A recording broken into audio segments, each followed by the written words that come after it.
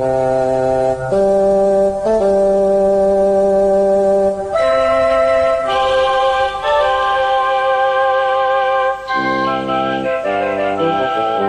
Geeks, Two Beers, episode 84, Pogs.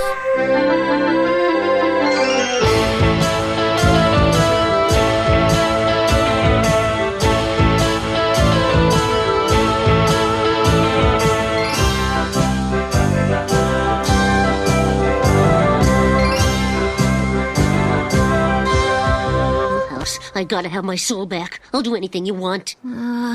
Millhouse, give him back his soul. I've got work tomorrow. I'm really sorry.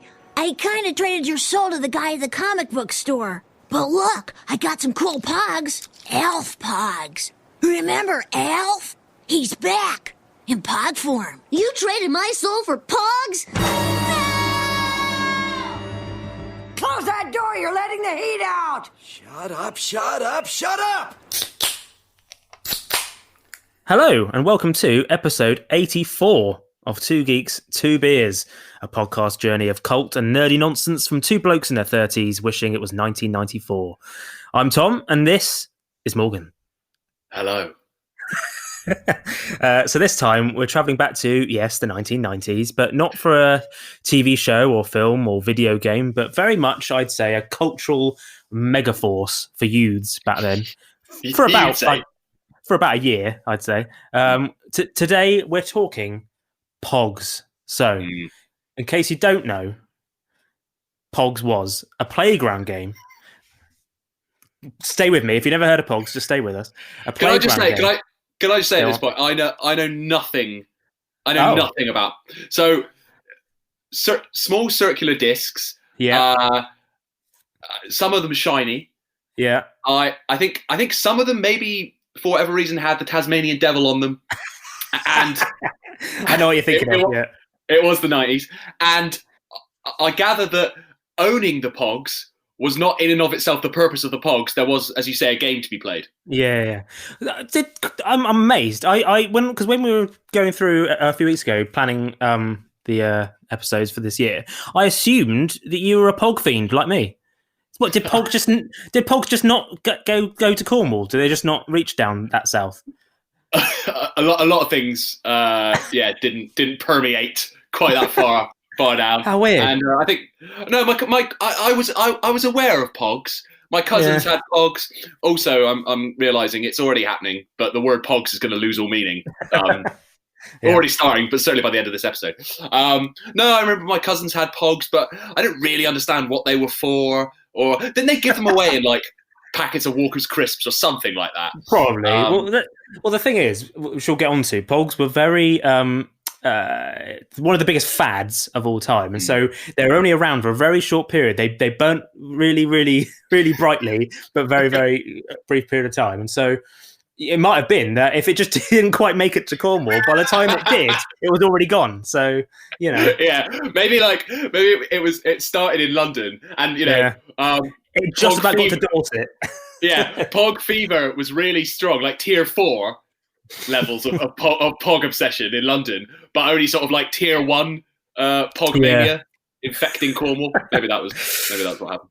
Okay, well, so as I say, in case you don't know, Pogs was a playground, a game you play in the playground if you're a kid of about 10 years old, as I was. Is Pogs a singular or a plural? It sounds weird when you say Pogs was. Oh, Pogs were? No, Pogs was, I'd say. Yeah, no, it sounds better that way. So eventually it involved, as you say, essentially hitting at least 2 pieces of coloured cardboard circles using a plastic slammer. But as you say, there was a game, but I'd say the main element of it was collecting the Pogs and in the 90s we had it because we had either Pogs or Panini football stickers. I was going to say very similar to the football stickers in that you also had special shiny ones. Yeah. And so so it's all about upping your collection and completing a set, and you trade it with your friends. Except on this one, you might have had the dreaded gaming element in which you might lose them, even lose ones you don't want to lose. But anyway, we'll get onto that. but when I'm researching this and I'm writing it down what Pogs was and all this, I feel like it sounds like we were around in like the 1940s, and it just sounds like we grew up in like a windmill in old timey land, and like Yeah. I'm sure kids nowadays, they probably have their own equivalents. They probably do have like physical things to collect, like, I don't know, lol dolls or whatever. But Is that a real thing, or is that something you've just invented? it is real. It might be called LOL dolls. I assume it was lol, but Surely it's lol. But also, that sounds like the kind of thing you would make up as a grumpy man approaching middle age. What they got there are lol dolls. What I mean is, I'm sure there are they're not just into like YouTube and internet-based things. I'm sure there are still physical things that kids nowadays collect, but the idea that we went out of our way to go mental over little cardboard circles is quite fascinating. It does make it sound like we grew up in a Hovis advert, doesn't it? riding our bicycles to collect a loaf of bread and then trade for a pog or two. Playing with cup and ball. Whatever it's called. I've written down here, before we get into the history of Pogs and all that, memories, but you have no memories, so I can't do that bit. We've done that. I have none. Next. So, essentially, I loved Pogs so much at the height of them in a probably around 1995, 96, maybe even to 97. I don't think it was around that long, to be honest, but so proper mid-90s. And I remember like going to the Arndale Centre in Poole in Dorset, and Pogs were so big that for at least a year there was like a stall in the middle of the shopping centre. It wasn't like loads of stalls. It was just one random stall just for Pogs. It was just some bloke who just had a cart full of Pogs. It wasn't dodgy. It wasn't like the child catcher going, "Do you want some Pogs?" and you go in and try and whatever. But no, it was like mental that it was that popular that he had somehow made a business out of selling Pogs himself. But this is a shopping centre with no stalls, just one stall with a man selling Pogs. It's a shopping centre with like proper shops in it, but then in the middle of it there was just this little stall, and I was like, "Why? Okay, great, but all right." And I remember I used to get these massive tubes that housed the Pogs, so you could put them all, you can carry them around, so you could buy them as well. That was great. And what I used to do, for some reason, I'd get my collection, and then for some reason, I used to just hijack the living room downstairs, not in my room, probably wasn't big enough, and I would make these little spiral patterns out of my Pogs. So I'd start in the middle of my favourite one, and then I'd go, outwards as we go, and make that's how I filled my time in the weekends back in the old 90s. And I remember there was this kid called Michael Schmelt. I remember him vividly because he was a bit older. I think my parents were friends with his parents, and I used to go around there sometimes. And he'd been to America, and he'd like got Pogs that you couldn't get over here yet. Whoa. And I remember at the time just thinking, you are the coolest man alive. You are like, you've been to America. Schmelt, you are the dude. You are the Don. Like, only cool people go to America. The idea of me going to America back then was that's just bonkers. But also, you've been to America and you've got these incredible, what are these shiny, amazing things that you've got? We're never going to get these over here. That's amazing. Do you remember what the US variant Pogs were that he had? What did he have? Well, that was the thing. I swear, because I did look it up, and so essentially the official Pog series, which we'll go on to, had like I think 3 or 4 different like official series or seasons, whatever you want to call it. And I don't think the UK ever got to the end of it. And I think that the final season, as it were, he'd got from America, but you could never buy them over here. So they were like these. I mean, you could probably just get them on eBay now for a tenner, but back then it was like gold dust. The idea that he had this stuff. But anyway, all these weird memories in my mind.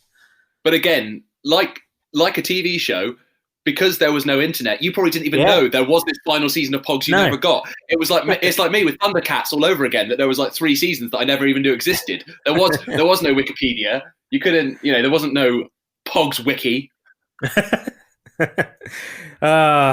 Simpler times. But did you know that Pogs actually existed way back in the 1920s? I didn't, but given everything we've said so far, doesn't surprise me. There's no point in saying, did you know, does it, to be honest? No, but it doesn't surprise me they originated from an age before the wireless, if I'm honest. Good point. Yeah, it's not like it's microchips or something. It's just bits of cardboard. So yeah. So the official like generic name for the game is just simply milk caps. Like Hoover is like we use that as a generic name for vacuum cleaners. Same sort of thing with this. So the game of milk caps they originated in Maui in Hawaii during the 20s or 30s. But possibly had its origins in a game called Menko, a Japanese card game very similar to milk caps, which has been in existence since the 17th century. So we're going right back for Pogdom here. And when you say milk caps, do you mean literally people were playing it with like the caps off of milk bottles? Yeah, so it'd be these glass bottles, and I think the top bit was just essentially just hard cardboard at the top. So they would get those off, and then there'd be enough to What? Well, no, it's just like at least we had like proper official collectibles. We weren't quite at the level of taking lids off milk bottles and turning them in. It's like, Mom, Dad, can I have a toy? No, Jimmy, but you can have this lid off the milk bottle to play with. Like, thanks, I guess. Cheers. I'll tell you how to play Pog, shall I? Please. As you've never played it. So milk caps or Pogs generally involves two types of playing discs. So you've got the milk caps, the cardboard, and then you've got the slammers, or keenies, as they were called for some reason. Don't know why. Milk caps are typically flat circular cardboard discs, which are decorated with images on one or both sides. And the slammer is a heavier piece, often made of metal, rubber, or more commonly plastic, which come in various thicknesses and weights. Similar... bit like a poker chip, right? Yeah. So same sort of size, but thicker and heavier. So rules vary among players, but the game styles generally have common gameplay features. So each player has their own collection of milk caps and one or more slammers. Before the game, players decide whether or not to play for keeps. So you would say, should we just play for a laugh? We're not actually going to, whoever wins, we take back the Pogs that we've won, or we're going to fucking play for keeps. So whoever wins, theirs forever. You can't do anything about it. That's a real high stakes Pogs game. Yeah. Yeah. And so you can understand why this game was banned in most, if not all, schools in the States and in the UK after a while, because it was the emotional jeopardy. Or because you'd honestly, because I think you're making a collection. And you're spending your pocket money, or your parents have spent actual money on these things. And then you go to school, and then these big bullies will go, "Go on, play for keeps." And then you go, "All right." And then suddenly you've lost all your Pogs. I'm just imagining you losing a game, and then sadly opening your tube that you've got, and then having to like pour out your remaining Pogs into your hand and just hand them over to the school bully. That's why you would never play with your best ones, because after a while you've got some fucking shit Pogs. So you're like, well, if we're going to play for keeps, I'll get rid of these shite, and I might be able to get some good ones. But were there rules like, are certain Pogs worth more? Or well, you'd think so, wouldn't you? But thinking of it, I don't remember there being such a thing. Because surely, if not, you would always just play with your worst Pog. yeah. Or maybe if you're like a Pog champion, you go, mate, I'm not fucking playing with this Pog for that. You've got to if you want the idea of potentially winning this, you need to up some good stuff. Also, were you taking your Pogs into school with the intention of playing Pogs, or was it just like every so often? Like it wasn't like an everyday occurrence, but every so often someone would be like, "Mate, Pogs," and you'd be like, "Got Pogs on you, mate." Of course I have. What do you think I am? And you just open your coat and you've got like a collection of Pogs hanging on the inner lining. Dude, give me some Pogs. Was it in Napoleon Dynamite? It was like, hey, Napoleon, give me some of your Pogs. No, get your own. Oh, Napoleon, give me some of your tots. No, go find your own. Come on, give me some of your tots. No, I'm freaking starved. I didn't get to eat anything today. So the players each contribute an equal number of Pogs to build a stack with the pieces face down, which will be used during the game. The players then take turns throwing their slammer down onto the stack, causing it to spring up and the milk caps to scatter. Each player keeps any milk caps that land face up after they have thrown it. When no milk caps remain in the stack, the player with the most Pogs is the winner. And so you get these slammers or keenies, and some of them would have like even got grooves in the back. So you put your fingers in like that, and then you go slam, and then it would see what happens. Did you actually say slam when you did it? No, if you did, you got beaten up. So it's, Yeah. So a little bit more history. So now this, I ran into a problem making this because I'm not the best at pronouncing words, right? Yeah, famously. Yeah. Annoyingly, a lot of this stuff originates in Hawaii. So there's a lot of Hawaiian words. Now, I feel like this could get real offensive real fast. So I purposely looked up the name of the company which started Pogs. I looked up the pronunciation of it. Pronunciation. Yeah, I wrote it down phonetically of like, okay, so you'll know how to say it when you read it back later. I've got it in front of me. Doesn't make any sense. So after all that, so I'm going to say it's Harley Arkela. Okay? Harley Arkela Dairy. Do you know what? That pronunciation might have been deeply racist, but at least you tried.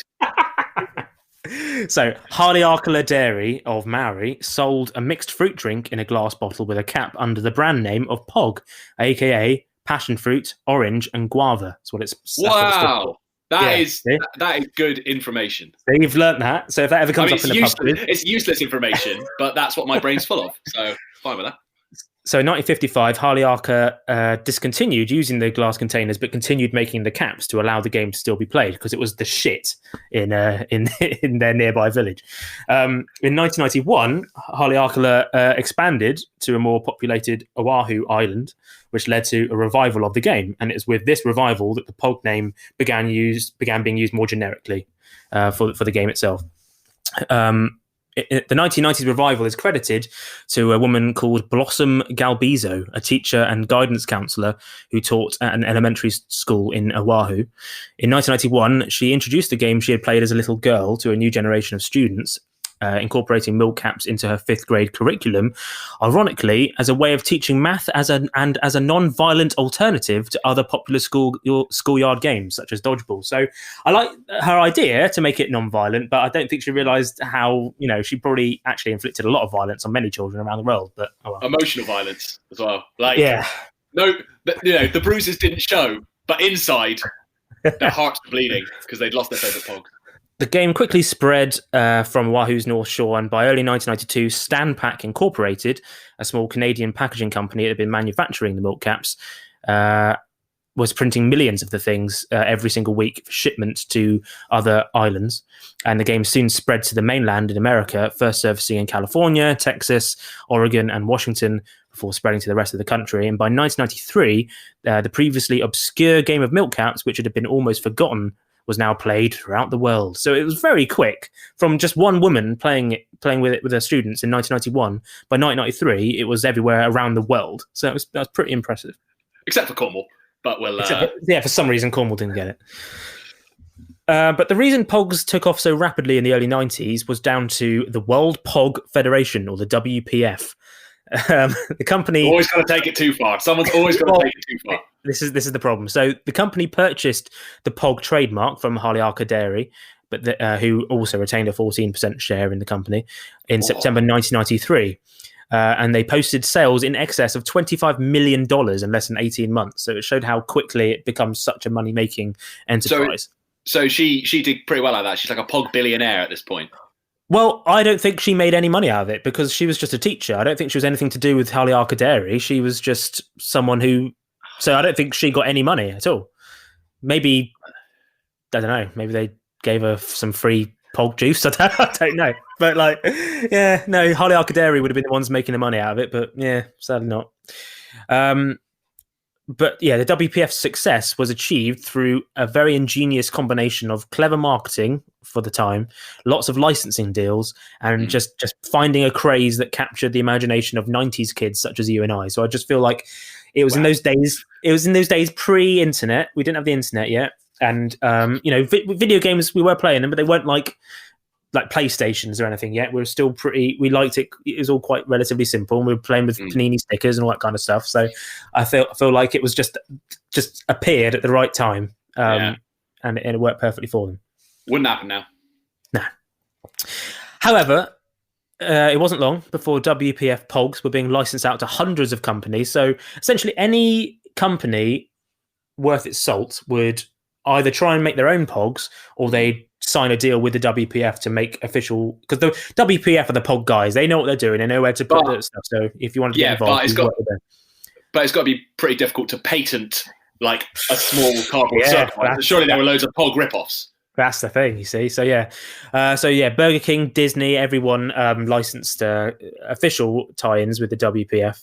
And Pogmania led to official fan club, books, merchandise. There was even the US National Pog Tournament, which was held every February 7th from 1993 to 97. There was even an animated TV series based on the Pogs mascot, Pogman, which was planned, but it got cancelled at the last minute. It didn't happen. I can't imagine why. Sounds like a killer idea.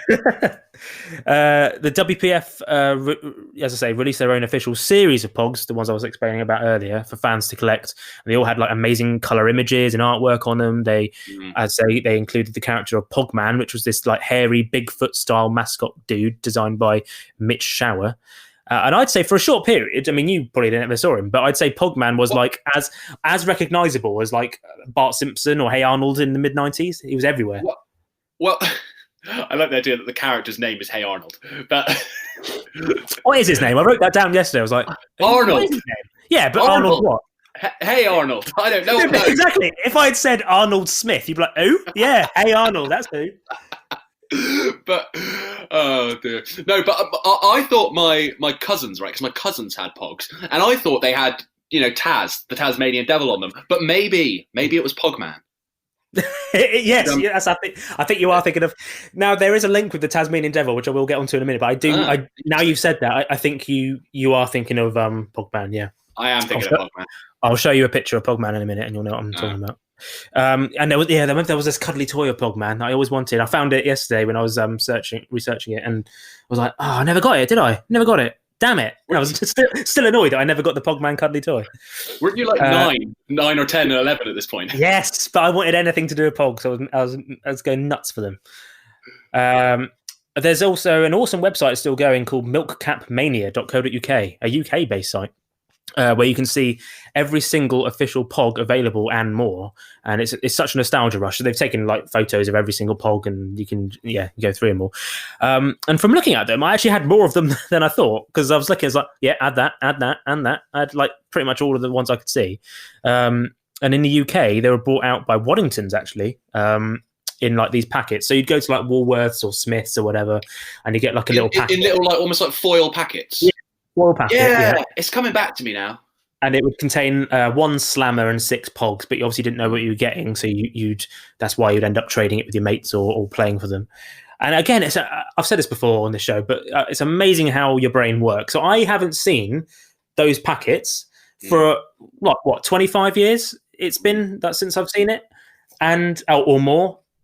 And I saw it on this website. I'll show you in a second. It was instantly. I was like, "Oh yeah. Like I'd seen it yesterday." And what's that about? It's all in there somewhere. Yeah, it's bonkers, isn't it? If only we could use that resource. So I know our brains would store and easily access useful information like politics and history and geography. Yeah. But instead, you've got like Pog knowledge, and I've just got the character selection music from Streets of Rage 2 just going around on a loop inside my brain. God. Yeah. So I'll send you this link now so you can have a quick look. Obviously, it doesn't translate to audio, but it's good for you to see. Just me browsing the internet in silence doesn't really translate to audio. But here's a link. So this is series 1 of the official Pog series, just to give you an idea and see if it's stirs up any memory. Maybe you had Pogs and you've forgotten about them. Is that Pogman, that little orange fella? That is Pogman, yes. So I remember that's who I thought was Taz. This is all coming back to me now. Yeah, see? Yeah, wow. So those are the kind of, and just seeing that Pog logo just still fills me with a lot of joy. But the WPF also had official deals with other 90s staples. So essentially anything that was around in the 90s between like 94 and 97, if you were just a thing in that time, you probably had Pogs of it. So WPF had official deals, so we'll get onto the unofficial ones in a minute, but they had deals with like Animaniacs, Batman cartoon, Gargoyles, Looney Tunes, Pokemon, and even, and I had a few of these, Space Precinct. There was a whole series of official Space Precinct Pogs, which I'll show you now. And again, these are probably the shit ones that I put in the games if I was ever trying to get rid of some. But because there's only really a limited number of Pogs in the world, a load of people just had a load of Space Precinct Pogs because that was all that was available. Look at that. Look at the detail.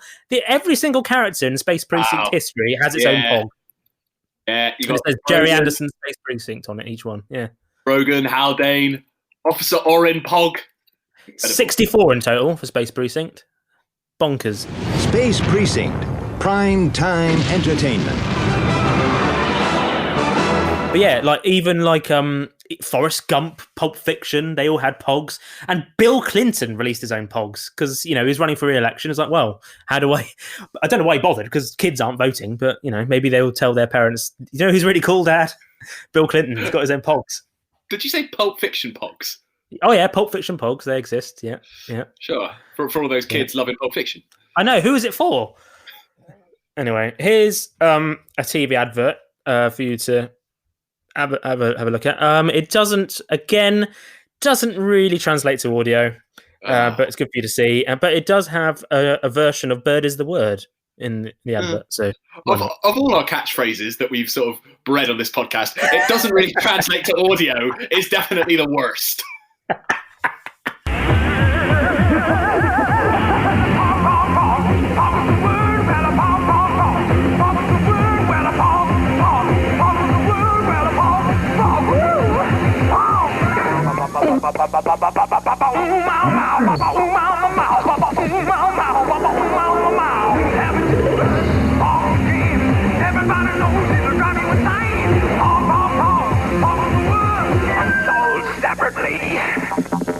So, lads, what are we going to do for this Pogs advertising campaign?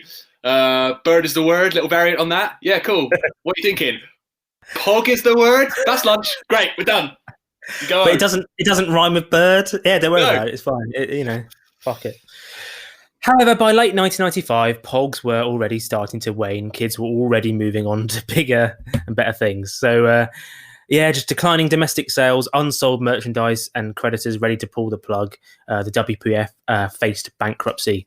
Alan Rapinski, who was the company's founder, was forced to give up controlling interest in the company that he founded just 2 years previously, and he stepped down as chief executive.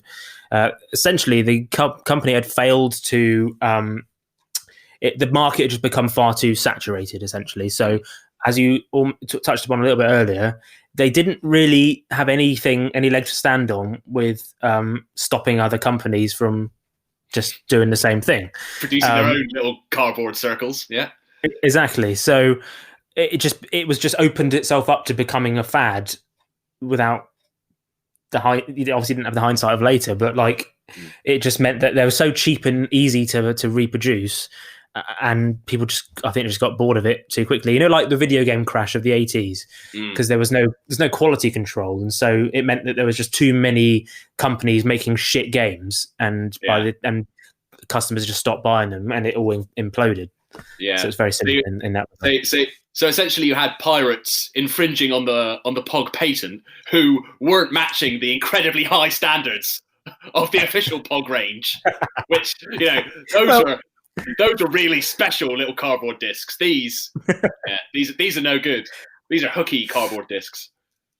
But I feel like if Harley Arca Dairy done things differently, I don't know how they do it because they're not a household name or anything. But I read this article of the time, and they were explaining how the Happy Meal from McDonald's, all it is like a plastic toy. Or I don't know. Do they still do Happy Meal toys? Is that sort of thing? But anyway, that's something that other companies could easily replicate and nick as an idea, just selling a toy with a meal or whatever. But the Happy Meal became such a thing connected to McDonald's that they were able to market it and become their thing. So I don't know how they would have done it, but if Harley Arca Dairy had somehow found a way of making Pogs so synonymous with them that anyone else doing it would just be stupid, then it might have worked. But because everyone was just doing it, it wasn't ever gonna, and it just burnt out. But I do remember getting particularly excited about a milk cap maker that the WPF brought out.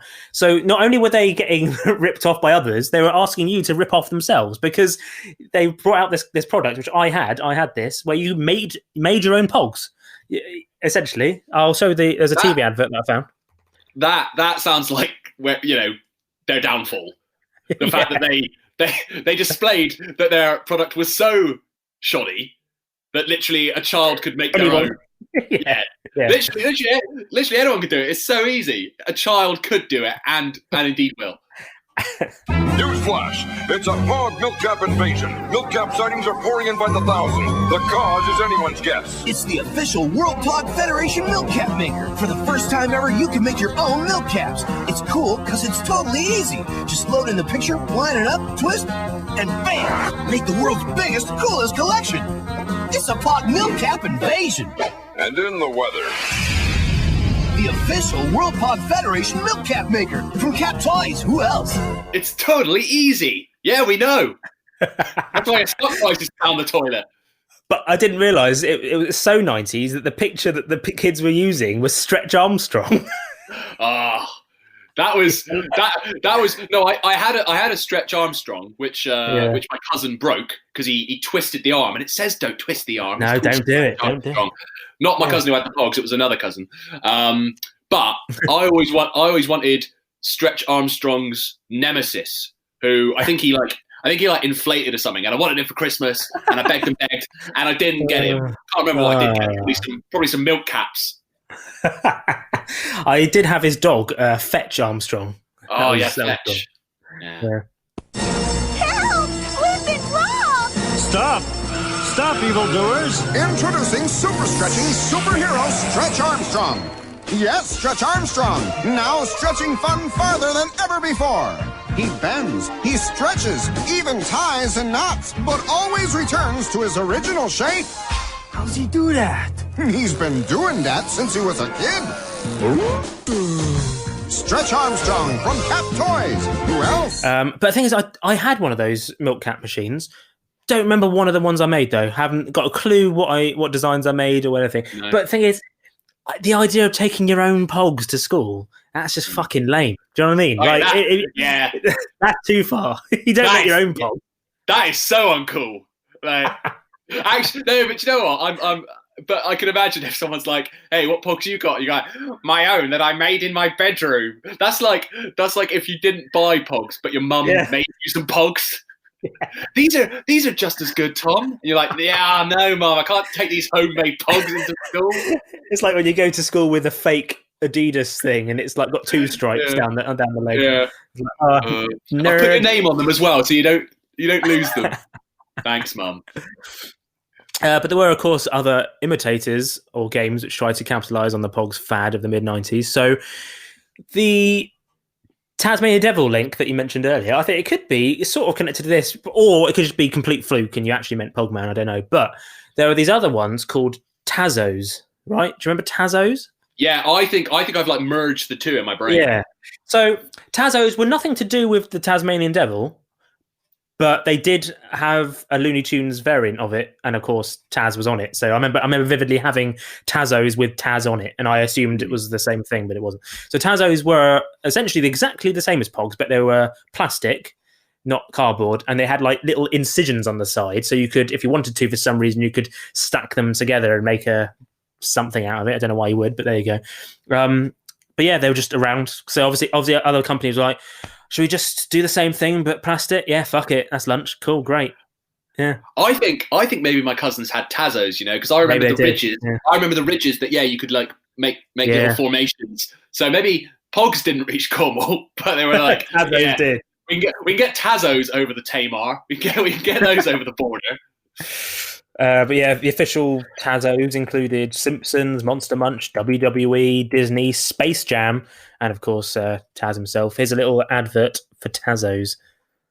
Yeah, they had Space Jam, but did they have Space Precinct? No, they didn't. No, they didn't. They're new, mad, and mean, and there's only one way to get in on the action. Are you game to Tazo? Dump them in a buster. I should be on top. Okay, Doc, take it easy.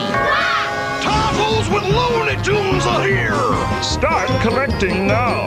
And you can stack, you can whack, and you can...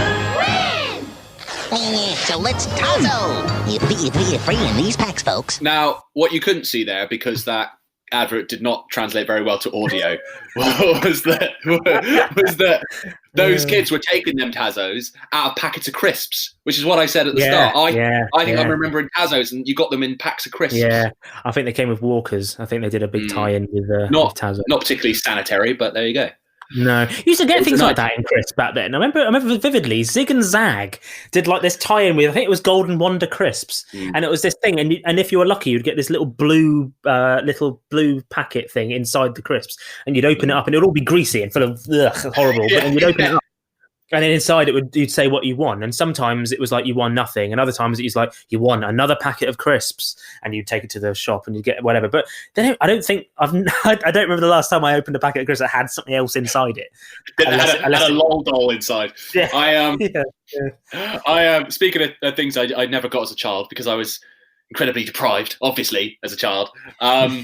I really wanted a Zig and Zag rucksack. There was one, in town in the shop window, and I'd walk past it every day. And it was when I was going to big school, and I was like, "Mum, got to get me that Zig and Zag rucksack. I want it so bad. Zig and Zag are the coolest, Mum."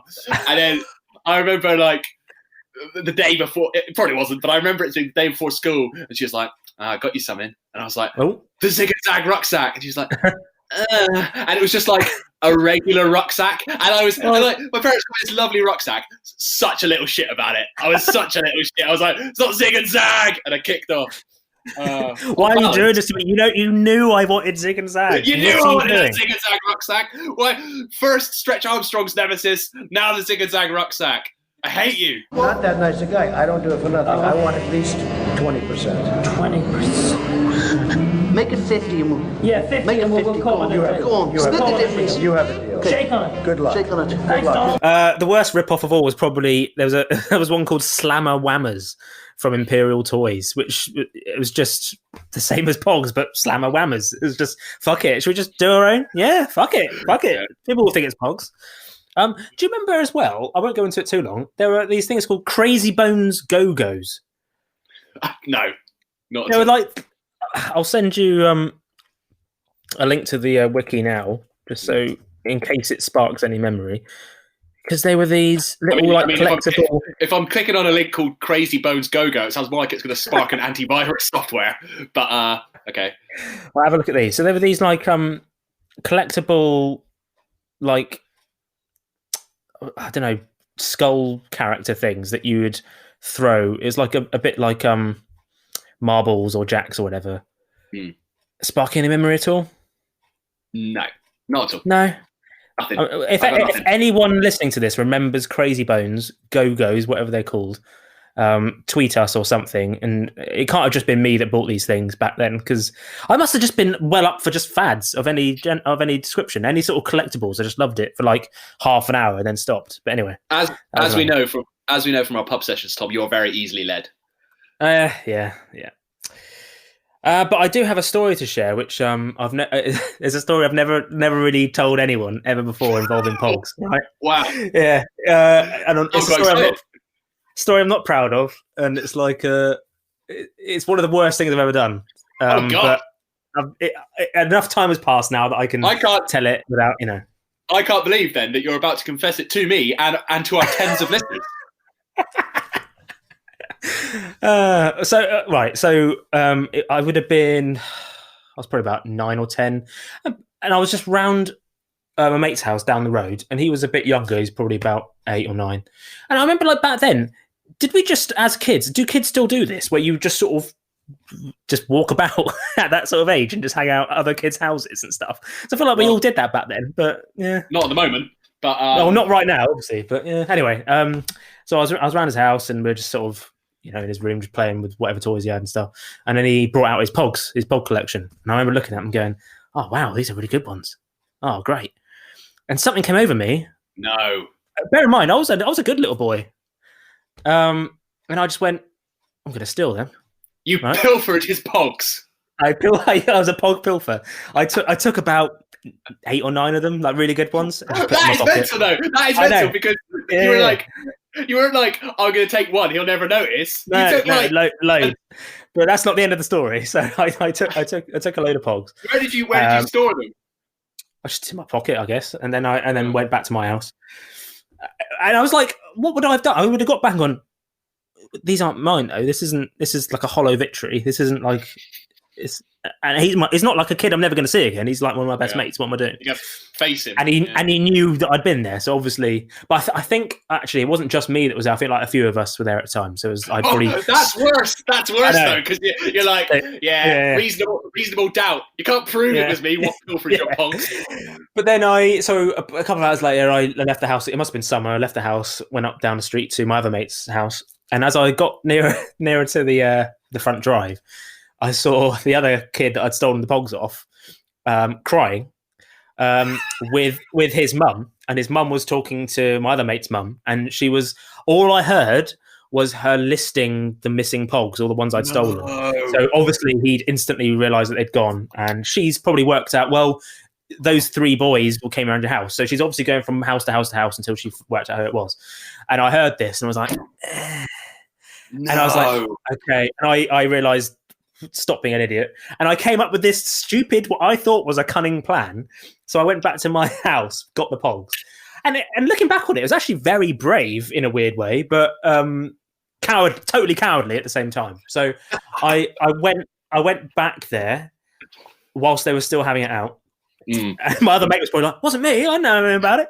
And then while your friend was being accused, you returned to the scene of the crime. Yeah, but I suppose my thought was, well, they're probably going to come to my house soon. I don't want my parents to get involved or anything. So I came up with this stupid story. I was like, oh, mate, bear in mind his mum's there and they're all there. And I would have said something like, oh, I just found your Pogs in the street. I just found them.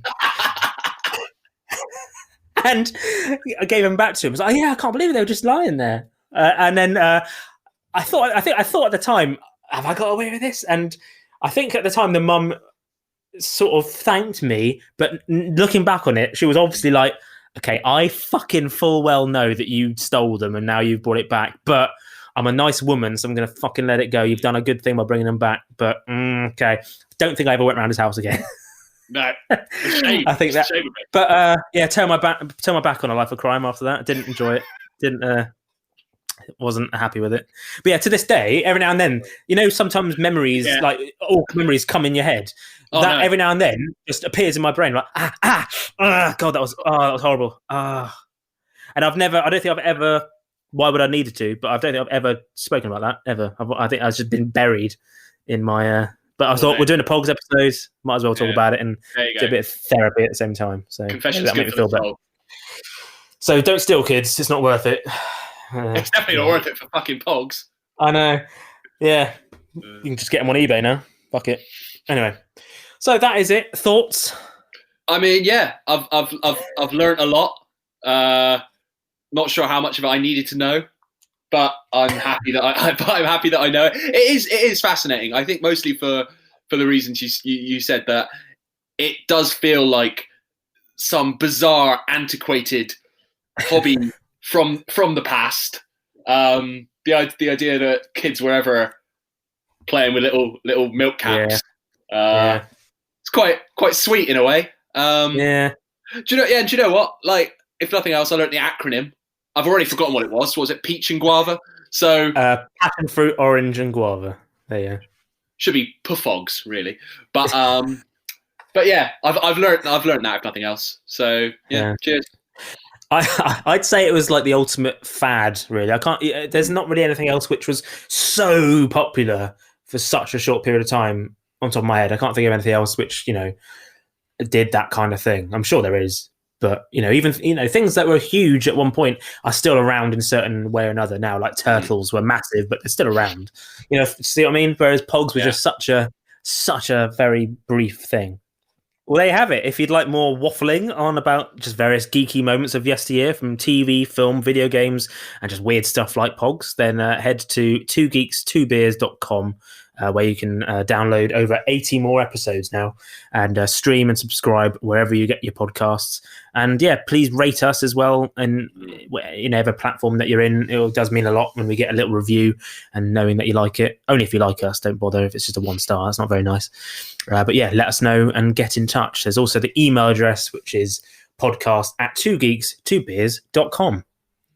Yes, you can also reach out to us on all social media platforms, Facebook, Twitter, and Instagram. We are at 2geekscast on all of those. And we're also on Patreon. What is the URL for that, Tom? I assume it is, in fact, patreon.com/2geekscast. Perfect. I queued you up there, not because I'd forgotten, but just because I thought it'd be fun to throw to you. Visit that, and you can chuck us a little bit of spare change. And what you get for that is loads of great stuff. You get early previews of our latest episodes. You get outtakes, fun little outtakes and bloopers. You get special mini episodes that will be exclusive to Patreon. If you cough up enough, we'll even do a full-length episode about pretty much anything you like, within reason. Yep. And all of that goes back into production of the show, our recording sessions, equipment, that sort of thing. So that would also be very much appreciated. So, to play us out, I wasn't sure what to play, but I found a song about the crazy rush of looking cool when presenting your Pogs in the playground. It's called Pogs and Slammers by a band called Coast Modern. And yeah, just quite a cool little track. So yeah, get on Spotify. You can find anything on there. So see you next time. Time for us to pog off, I'd say. She's my passion, orange guava. That body hot as lava. Pogs and slammers. Pogs and slammers. When we come together, it's like cardboard meeting metal. Pogs and slammers. Pogs and slammers.